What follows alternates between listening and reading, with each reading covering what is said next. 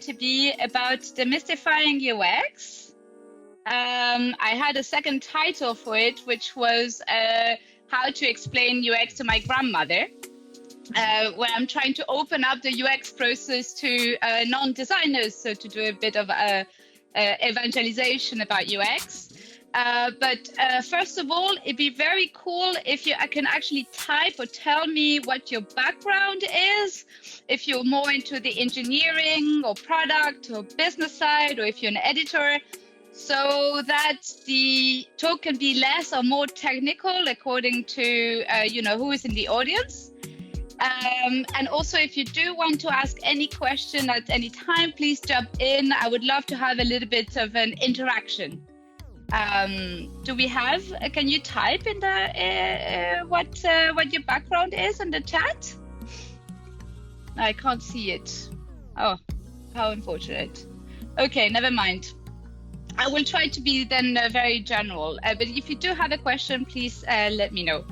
I'm also interested in the background because I'm a trained sociologist.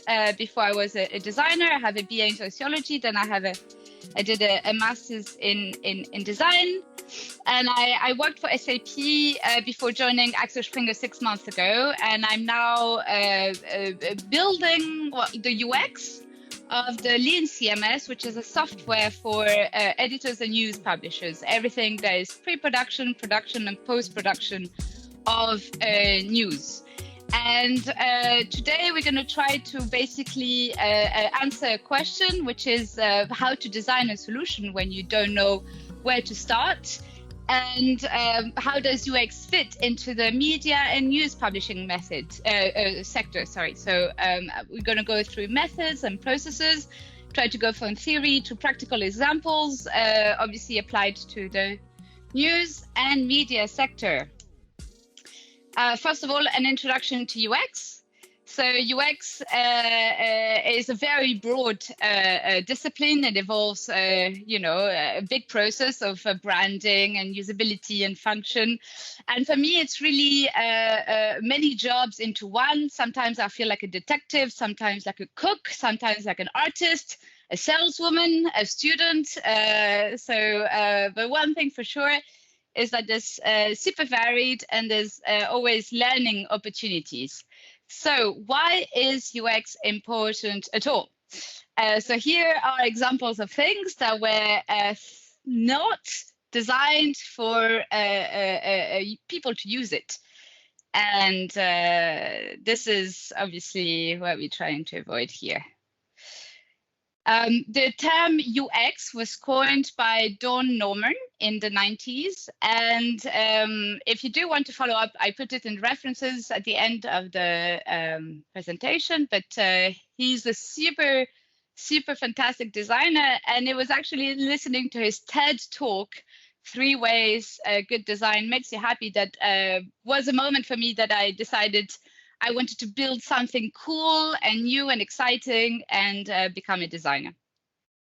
A bit of a history of UX, where it comes from. So obviously the digital age of the 80s and the 90s was populated by chaotic and frustrating software with many buttons and many features. And basically little by little, especially in the 2007s with the emergence of smartphones and apps, people understood that it was not just a discipline for developers, but also designers need to come and make sure the experience would not be so frustrating, and that the way that we interact with interfaces would be improved. What UX is not. So UX is more than aesthetics, and it's a big misconception that UX comes at the end of a process, of a development process, to make things look good, or to make things look pretty. What it is not as well is pure design, because if you do pure design and designers are sitting on an ivory tower and they just do their fantastic solutions, then they're not thinking about the user, and the user experience would be otherwise. So this is, if you don't listen to the users, it's not UX either.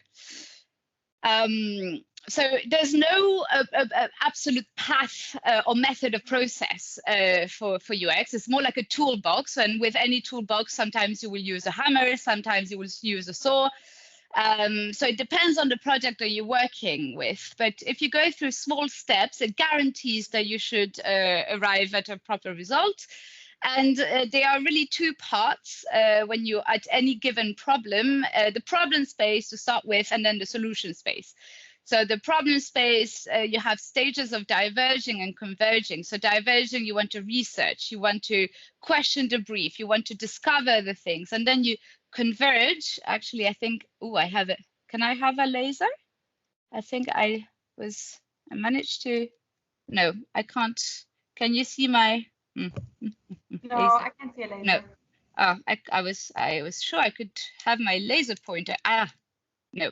Anyways, and then you want to define the focus, so you're converging. And this is, you've really, in the problem space, and you've really focused and you've really nailed down the question you're trying to solve.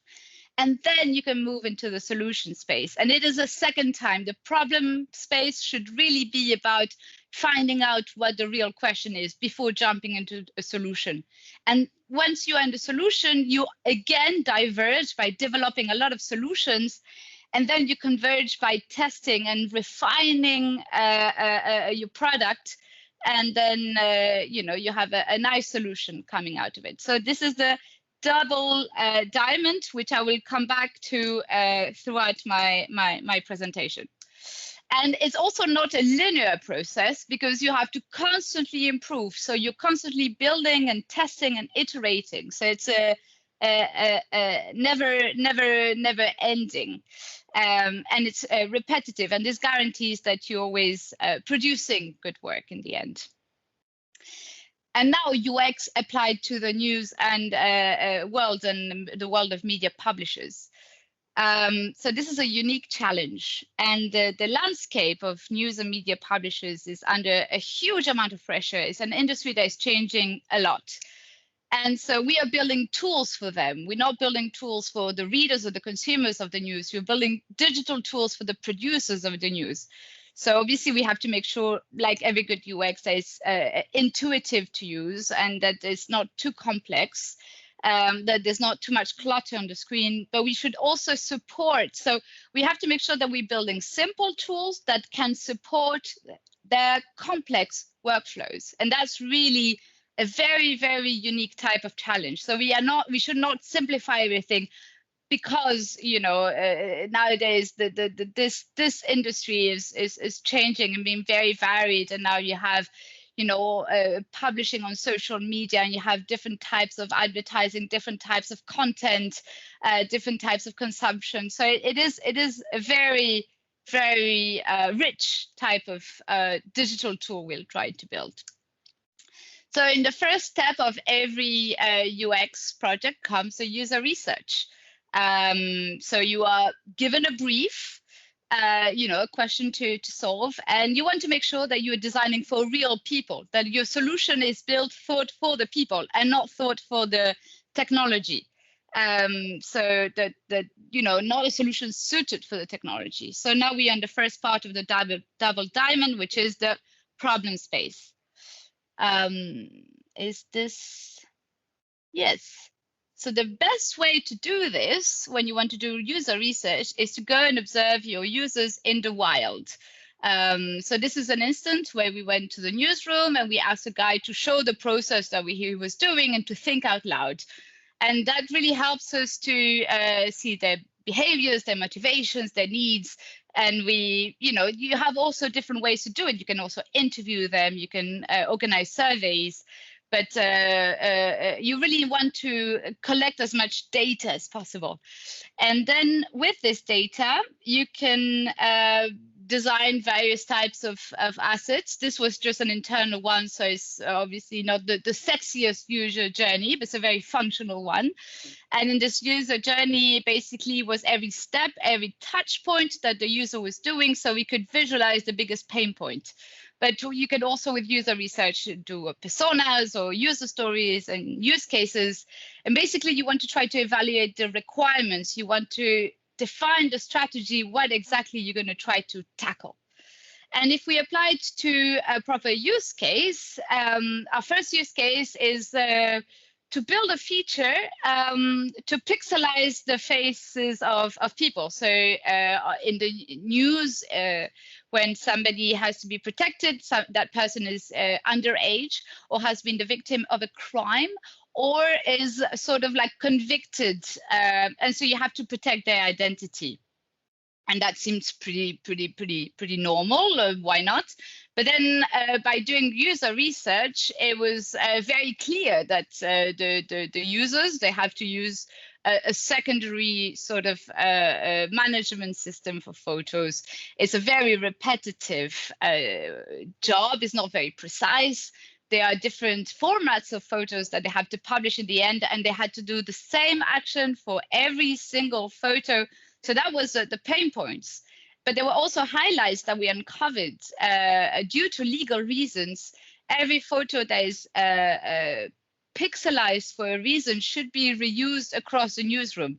For example, if journalist A has published a picture of someone and shouldn't have and gets a lawsuit for that, journalist B should know that that picture should not be used. So you should be able to reuse it. You should be able to also keep track of every picture that has been used at every moment in time in case there is a legal problem.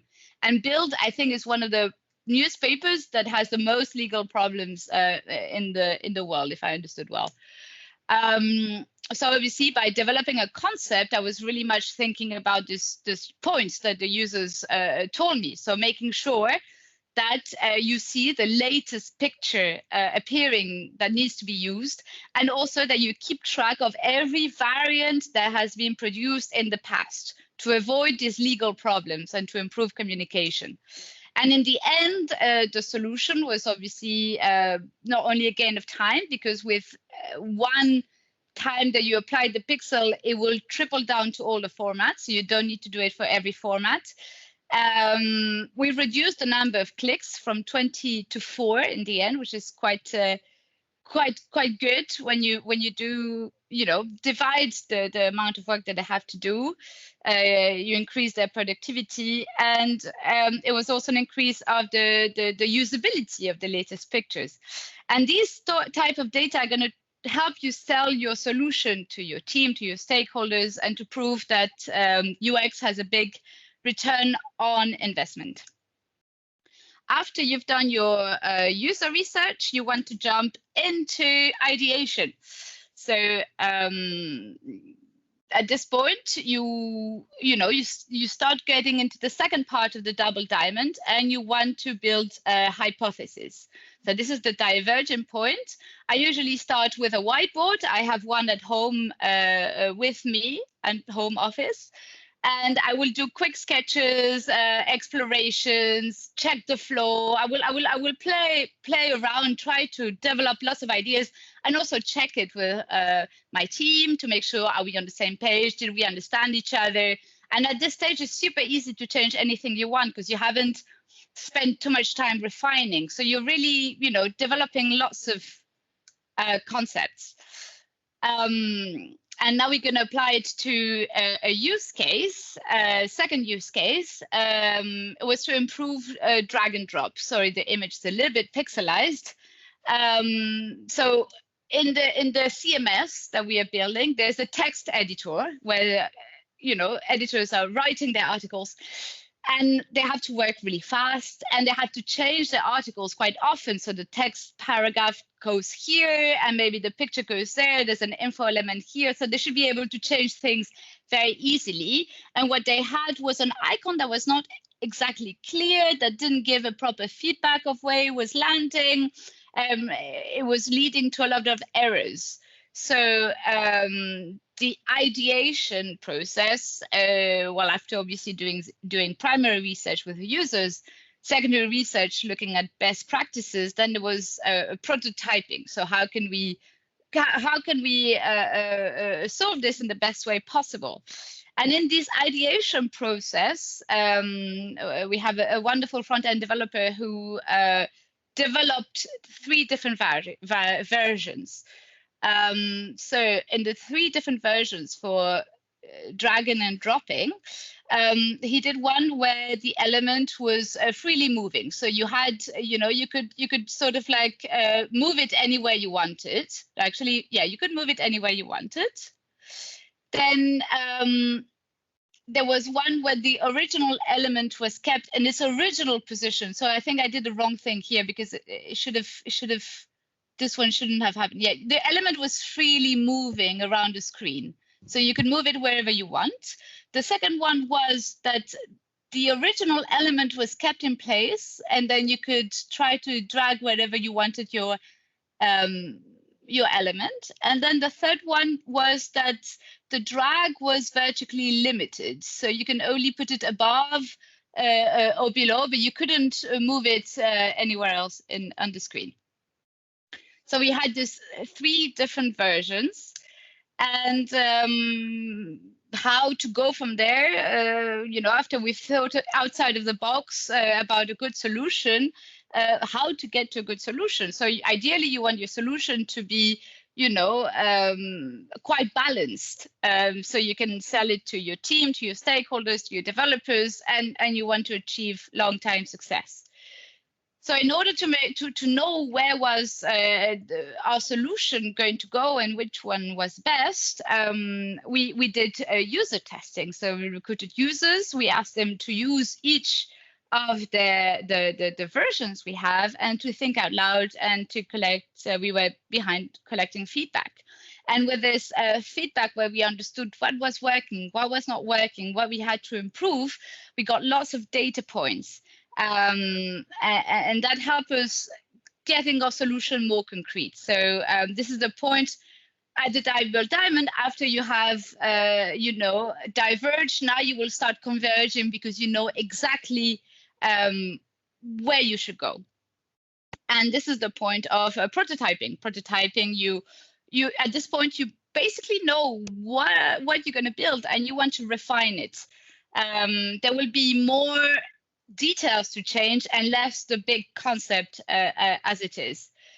And the use case for this one was when we were asked to build a feature to summarize content in a group. So in the case of Clans of Berlin, for example, which is a series from Build, there's a few episodes and you want to present it all together. So obviously in our CMS, there's a part where you have the content that lives, and you want to be able to group all that content and to present it to the audience. So obviously, the first step for design to come to life was wireframes. And there were 2 obviously designed from the content, where you want to attach it to a group, and then sort of like the container, the group that is going to hold the content together. So with this, it was a user flow defined, and then a one-to-one solution, sort of a mock-up produced that looks like the real thing, but it's basically just like a wallpaper with a few interactive buttons that the user can click here and there. And so as for the drag and drop, we organized user usability testing sessions with a test station where the user could interact with a solution and instructions. So the user was just reading the instructions, asked to think out loud, and was not interrupted, was not guided. And it's very interesting to just let the user freely experience the solution and not guide at all, because even if the user doesn't understand what to do, is doing a lot of errors, then it's clear feedback for you, poor UX, that your solution is not good enough. So it's a really fantastic way to test in the wild. It's a very exciting moment.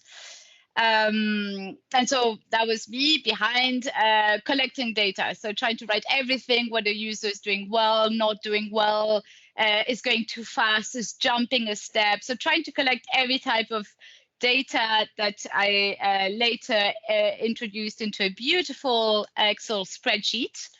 And then there's various ways to evaluate all this data collected. So you can do an evaluation workshop. So you are sort of clustering themes together, and then you can prioritize them, or you just try to almost scientifically, look at the results and be like, okay, what is actually working? What is not working at all? What do I have to improve in my solution? And now we've gone to the last stage of a process, and that's very exciting. That's the implementation. So really now you are the last part of the double diamond, and this is the point where you're going to collaborate the most with engineers as a UX person. If you haven't collaborated with developers at this stage, it's probably not good, because probably you will have to change a lot in your solution because you didn't check the technical feasibility. So it's not one point in time where you have to collaborate with engineers. You have to collaborate with engineers the whole way through. It's really a hand in hand. But at this moment is going to be the most felt because you're really building together this solution. And one example is the last use case that we're going to see together today is the unification of different applications UI. So we have a series of applications, and the objective is to present them all together. They have to be a platform together. They have to be a family together, and they're all quite different. They look different, they work differently, they have different code. It's all a bit of a patchwork, right? So the first idea was to start with a color, right? Unifying the color. And since this CMS is obviously built for major brands, which are Build and Veld, we thought, okay, Build is red, Veld is blue. We shouldn't do either. Let's do purple. It's a mixture of the two. And so at this stage, like you have the starting point where you have an application with its original colors. Then you produce a detailed design. I use Figma. But it's just like a piece of graphic. And then a developer is going to take it, make a branch out of it, and then ask you for feedback. So you are really going back and forth, providing feedback to make sure that the implementation really meets the design. And when all is good at this point, you release. So you are at the end now of the double diamond. You have your solution. And it's really a magic moment as a UX. So as a designer, I'm like, whoa, like we've built it. It's so cool. And what is the next step? Well, the next step is to start all over again, because now you're actually ready with your solution to measure it with many users using it and improve it again, and to look back at it and constantly iterate. That's how it is. And really, UX is not just one type of job; it's many disciplines in one. And it's a very good tool for business to have a better product than the competitors, and to raise emotions, to have like pleasant emotions for the users when they're using their tools. I will share, I think, through the TechCon my slides. So if you do want to have some references plus the illustrations that I used that are kindly provided by Figma is all in the references. Thank you very much. If you do want to contact me on email or Twitter or through the Axel Springer network to discuss more, I'd be delighted. And now, if you do have some questions, I think we have 10 minutes left.